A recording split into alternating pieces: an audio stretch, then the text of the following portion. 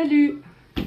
Alors aujourd'hui, on a avec du DMSO qualité pharmaceutique dilué à 35%, laissé différentes qualités de gants.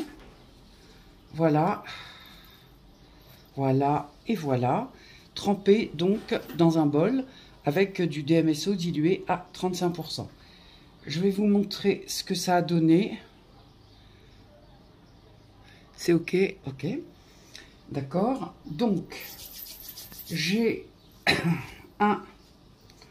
deux qui sont en nitrile. Je vous montre après. Un qui est le gant de ménage pour faire la vaisselle et compagnie. Et puis un en vinyle. Ok. Donc lui, c'est lui qui a décoloré le DMSO. D'accord. Donc, rien que pour ça, lui, c'est directement poubelle. Voilà. Je vais vous montrer encore ceux en nitrile. Regardez, il s'est coloré et surtout, il est devenu complètement... Oh oh, bougez pas.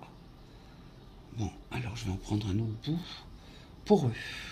Hein, je les ai rincés avant de les manipuler quand même. Voilà, je vais essayer de vous montrer... Voilà, la porosité, voilà, je pense que... Est-ce que tu vois la porosité? Donc les petits points, tac, tac, tac. Est-ce que tu les vois? Oh, ok, d'accord, ça, c'est devenu poreux. Ok, je peux même tenter, je ne sais pas si ça va être facile pour moi de voir si j'ai les doigts mouillés, mais c'est un peu compliqué parce que... ah bah... Voilà, voilà, on ne pouvait pas mieux faire. Alors là, je ne l'avais pas prévu, hein. D'accord? Donc vous rendez compte, avec les gants en nitrile, je veux dire, ça, vous oubliez les gants en nitrile avec le DMSO. Ces deux-là, d'accord? Donc ça en fait 3 qui sont directos poubelle. Voilà. Et puis ce dernier, alors il a pris le rose de celui-là, hein. Voilà, il s'est pris la coloration.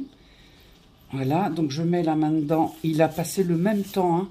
Voilà, il a passé le même temps que les autres, hein, dans le DMSO à 35%. Et je le défais. Et j'ai la main sèche. Ok? Pourquoi je fais ça? Parce qu'il y a beaucoup de gens qui doivent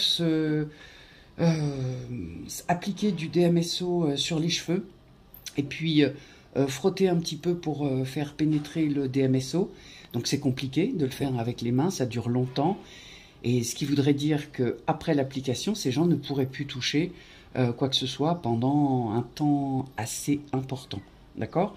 Voilà. Et puis, c'est rigolo, j'avais fait ce premier test début avril et j'étais déjà tombée sur le fait que celui en vinyle soit celui qui vivait bien le lien avec le DMSO à 35%. Et depuis, j'ai découvert un site officiel sur la sécurité des gens au travail, la sécurité des travailleurs.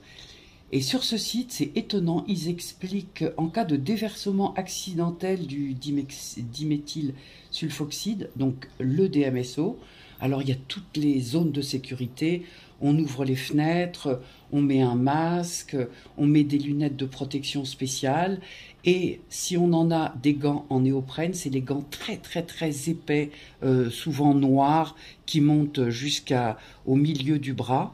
Et à la fin, ils expliquent qu'en cas d'absence de gants en néoprène, on met donc les gants en vinyle, d'accord, en double paire, c'est-à-dire qu'on en met un sur l'autre. Donc je conseille aux gens, quand ils traitent leurs animaux, d'accord, notamment je pense à Eva et sa petite chienne qui tous les jours, 2 fois par jour, est obligée de bien prendre la tumeur et de l'appliquer. Ça peut vraiment servir pour les gens avec le cuir chevelu. Après, ce que je conseille, c'est de le rincer, vraiment de bien les rincer, les laisser sécher tranquille. Mais ça peut, je pense sincèrement, aider beaucoup de gens dans faciliter l'application du DMSO pour une catégorie. Donc, double paire, hein. Il faut en mettre 2, d'accord, pour pouvoir être en toute sécurité. Et à chaque fois que vous le réutilisez, soyez prudent, vérifiez quand même qu'il n'y ait pas du tout de porosité qui soit arrivée. Vous voyez, lui, il est nickel, mes mains n'ont pas été mouillées. Voilà, d'accord. Donc, je pense que, eh bien, c'est tout ce que j'avais à dire. Salut!